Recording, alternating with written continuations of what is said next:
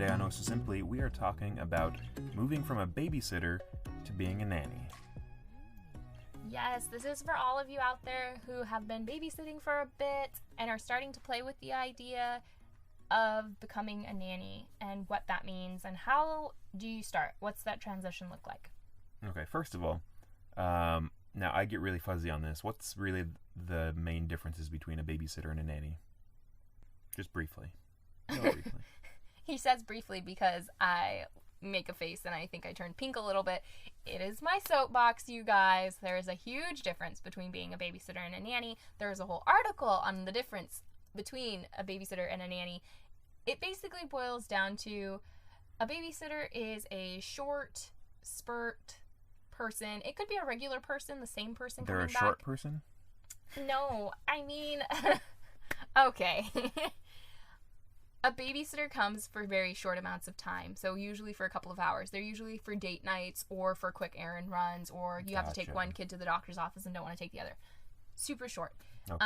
A nanny is a part of the family, let's be real. They're the person that is there first thing in the morning. You know, sometimes they wake the kid up, they get them fed, they take them to school, or they play with them all day, and then they get them ready, and they usually make dinner before the parents come home, and then they leave right before dinner time, and then the parents just have to eat dinner with the kids and get them bathed and in bed. And sometimes they don't even have to do the bathing because the nanny did that earlier in the day. Okay. Really, the nanny does basically everything.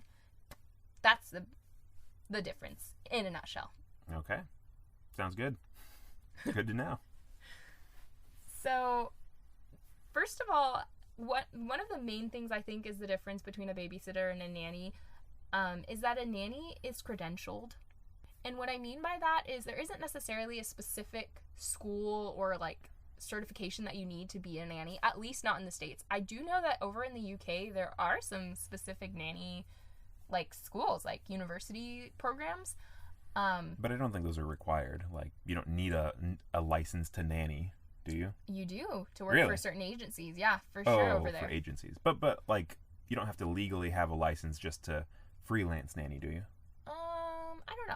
I'm a little blurry on that. Okay. Honestly, if I could... We don't live in the UK, so I guess it doesn't really matter for us. Yeah. I'm curious, so I'll probably do some research on that and add a little, like, update to our article, a little blurb about it, because I'm curious.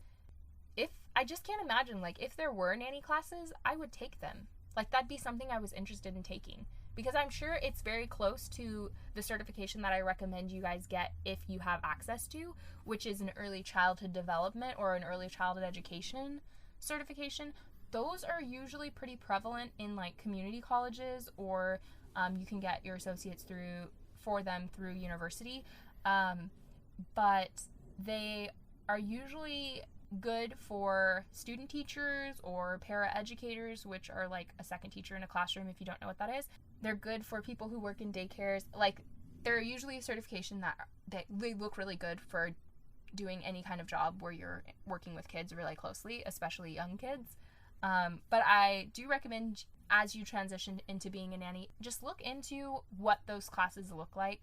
The local one for us, it only is like 1.5 years of school. And honestly, it's pretty priceless stuff you learn in there. Like, you learn the psychology and educational development and like the stages that the child is developing and what you could be doing to make the most of those stages. It's like pretty great classes, honestly. So that's one of the main differences that I think is between a babysitter and a nanny, is usually a nanny has some kind of better understanding of child development and education. Okay. Another thing I think generally both babysitters and nannies should have this, but nannies 100% you need it. Like, babysitters, it's a little more questionable. I think that all of them should have it, but nannies, you 100% need to be CPR and first aid certified. Like, there is no question. As a nanny, you're going to be with these kids for upward to 10 hours a day, 12 hours a day. Like, you can be with them all day.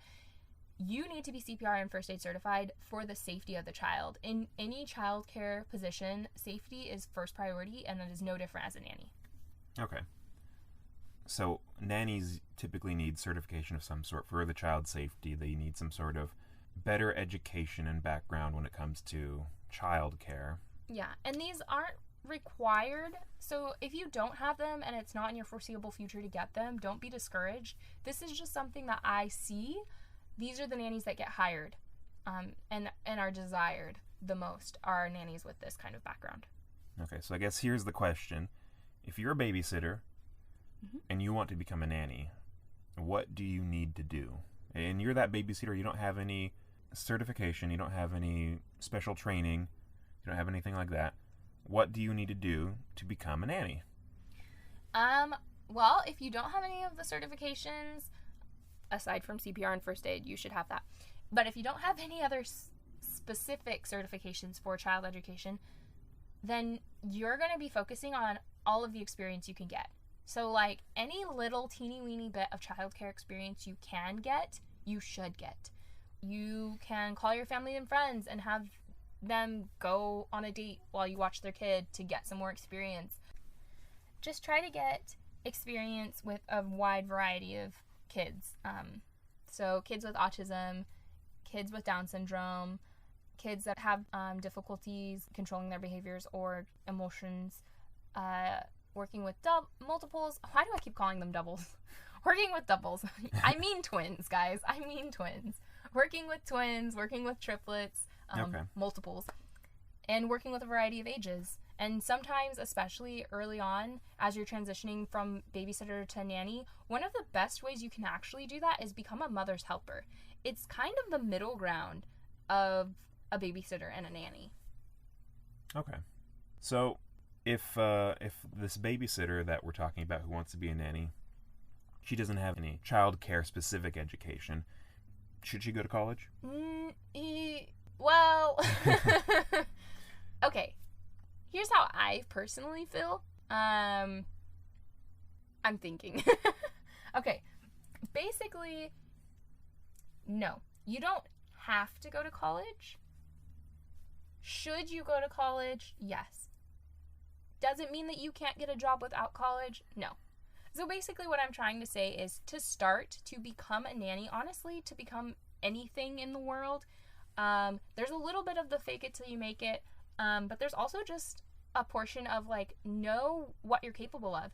Like, have you spent a lot of your time with kids? Do you think you'd be a good nanny? If so, go for it. Your experience alone can get you some really great jobs. You don't actually need to be certified. It's not legally required here. And so I say kind of just go for it. If you're unsure of whether or not nannying is for you, definitely don't put a bunch of money into education up front. Test it out, see how you like it. Maybe try being a mother's helper, see how you like that. Definitely test the waters first. Once you've decided that nannying is a career for you, I do recommend going and getting certified in a program of childhood education and development, or something similar to that, because it will just give you more confidence as a nanny, and it'll also give you more authority as a nanny. So if you come in and say, you know, I've gone to school for this is my specialty, the parents are much more likely to listen to you. Same with if you come in and you say, I've been doing this for many, many years, I have this much experience raising kids, they're going to listen to you. So kind of just helps position you as an authority, as like the professional. Exactly. So honestly, like, as far as the kid cares, they don't care whether or not you went to school, but establishing your knowledge and authority in the household in general with all of the parents and older siblings that might be hanging around, that is kind of important to get once you've decided this is your career. Okay, so I've got a question. Let's say you already jumped into nannying, or maybe you haven't yet, either one. You don't have any college experience, you don't have any education in child rearing or child care or child development, anything like that. Are there any non-college related resources that you can go to get this information, to learn this without having to go to college? Is that possible or not? Yes. You're talking to one right now. Hello, people. Use your resources. Come on. No, seriously, though. Like, if you have general questions, I have a secret. Google's your best friend, as am I. Reach out to people that have already done this job or who have been parents. Parents, they're kind of nannies. The only difference is they like the kids a little bit more, and usually they think they're cuter than they actually are. That's the only difference between a parent and a nanny. No, I'm kidding. But, oh man, I'm cracking myself up today. But anyways, there are ways to take classes. They have free classes. I know in one, I don't remember where this was actually, like where I was when I saw this, but I saw an advertisement for a free babysitting course, and it was during the summer, and you could go in and you got CPR and first aid certified. You got basically a crash course on child development and education. So there are... Wait, you said that was free? Yeah, it was free. Even the CPR part? Yes, it was. That's crazy. Yeah, yeah, there are free first aid and CPR courses out there. I talk about that when I talk about being the essentialness, if that's a word, of being CPR and first aid certified. I talk about that in one of my articles, which you can always use the little search bar. If you ever have a topic or a specific question or a specific phrase that you want to know more about, use the search bar on the top of our website. It's on the top right hand corner, and type in like a random phrase like rates or payments or CPR, and it'll pull up all of the articles that I've ever mentioned that in. So yeah, there are resources out there that are free or really, really cheap, like $20, where you can go and get an 8-hour class of child education and development. And on that note, you guys, I just had a brilliant idea and suggestion. Also, look into parenting courses or classes. They honestly always have, at least at this community college that we're really close to, they always have like night parenting courses. And those are usually either really cheap or free. I remember at one point I was helping host a how to teach your child sign language class at a community college. It was a night class, and it was specifically for parents who either had deaf children or they just wanted to teach their kid baby sign language. And the reason I ended up being able to co-host this was the teacher, was my professor, my sign language professor. By the way, she was awesome. Nancy Clapp, giving a shout out there. And she put this on for free because otherwise, these particular parents, we saw a lot of immigrants, they weren't in a position to pay for, or they didn't have the access to resources to teach their deaf children sign language, which is their language as deaf children. And so she did it out of a sense of community service and a sense of just community love, love for people in general. And so I was totally down for helping out with that, which I did. And I actually got to do the childcare for all of the children that came with their parents, and I got to teach the kids the sign language while she was teaching the parents the sign language, and then I was playing with the kids while she was making the parents do interactive like engagement while learning, you know. So there are definitely courses out there. As a nanny, look into parenting classes too, because those are usually they're a little more common, and so because of that, they're usually a little bit cheaper too. I did not know that you co-hosted a baby sign language course. Yeah. Before. I did not know that. We're married, just so you guys know. Like, I did not know this about her. That's funny. Honestly, you know, we've only been married. Actually, our anniversary is coming up on the 28th, you guys. I'm super excited, April 28th. But we will have been married for 3 years, and yeah, it was only after the first year of our marriage that I found out he didn't like carrots in his salad. So I don't know why you keep bringing up carrots. It's like we had eaten a salad a day for a year before he told me he didn't like carrots in his salad. Like, the things you learn. I don't know. Anyways, okay. I'm gonna move on to this last point. So as a babysitter, usually because you're there for such a short period of time, it doesn't really require you to have a contract. I do still suggest one because I'm just that person that always would rather be safe than sorry. But as a babysitter, a lot of people feel like, it's just a short period of time. That's fine. As a nanny, it is long term. It is long days. It is long hours. There's a lot more involved in being a nanny. So get your resume and your paperwork together. Like, get your contract together, get your medical consent form together, all of which are available at OSA Simply-resources. Slash resources. I'm sorry, yes. Slash. It's on Oh So Simply. So all of those resources are there for you guys. And I want to put in here, just because we all have downtime right now, that if you can, I highly recommend getting a free website page. Like, I know they exist. I don't know what they are off the top of my head. I'll put a list in the article that's linked to this podcast. But get a website page and put, like, testimonials and pictures of kids, once you have permission from their parents, that you've nannied for before. Make your resume interactive, like a cute little website. It'll, one, come off as way more professional than compared to a piece of paper. And two, it's just awesome to be able to look at it and be like, yeah, that's right. Those were the kids I nannied. Like, they loved me. And see all those hearts and star emojis all over my website. And if you guys have questions about what I'm talking about or about how to set that up, definitely shoot us an email. I don't know if I've ever mentioned this before, but Mike is the mastermind behind all of our graphic design and digital stuff. And he would be more than happy, I'm volunteering him, but he's nodding, would be more than happy to help you guys set up some websites, some like resume pages. Yeah, there's plenty of free resources out there that make setting up a portfolio website really easy and fast, and you can get some nicer ones if you pay for them, but I suspect most nannies don't need anything terribly complex. So get a resume ready, get your paperwork all together, your nanny binder all together, which will be up on the site hopefully by the end of this week. And my last tip for transitioning from babysitter to nanny is be confident.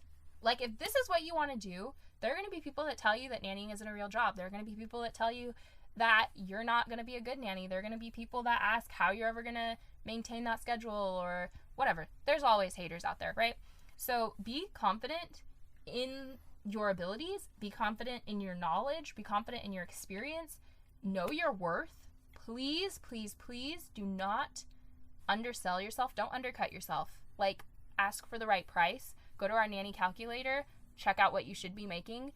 Go for nothing less than that. Like, just know your worth. Be confident. You got this. You got this. And you always have me to lean back on when you have a question, or if you're feeling discouraged. I give great pep talks. So feel free to be my new best friend. Honestly, we all have all of the time in the world right now. Like, make the most of it. Get yourself ready to transition if that's something you're considering. And also, definitely go and check out the article from last week about virtual nannying, because you could even get started right now transitioning into being a nanny. So check that out and keep listening to us. Also visit us on Patreon at OS Simply, right? /OS Simply. Oh my goodness. Okay. Well, support us on Patreon. We are trying to build our Oh So Simply community over there. Trying to keep things going and also provide you with a bunch of new resources and new products that we've been developing since the shut-in. So definitely go over there and check it out. Patreon /OS Simply. Close. Patreon.com/OS Simply. Oh my goodness.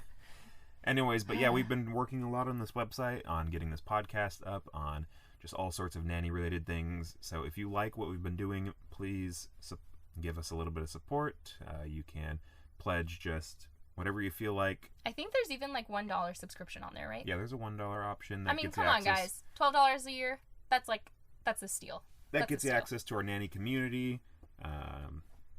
Making suggestions and all sorts of things. And yeah. So for $1 a month, you can make suggestions for future article topics. That is kind of more of a direct line to me, and that gives you access. That $1 a month gives you access to our community, which is basically a place to just like come with questions or suggestions and try to build a fleshed out nanny community, like a full, happy, healthy, chubby, family-like nanny community, because there isn't one around here. And so I'd love for you guys to come and join it on Patreon. Okay. So, that's a wrap. Yes, it is. See you next week. Bye.